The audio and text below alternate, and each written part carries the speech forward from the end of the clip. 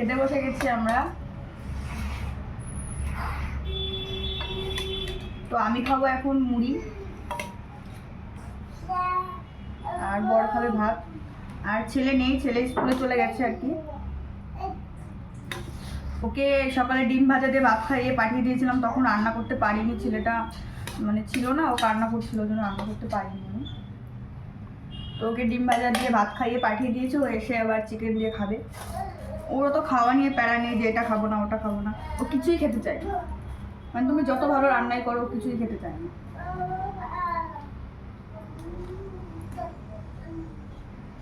তো আমি দুপুরবেলা এখন মুড়ি খাচ্ছি।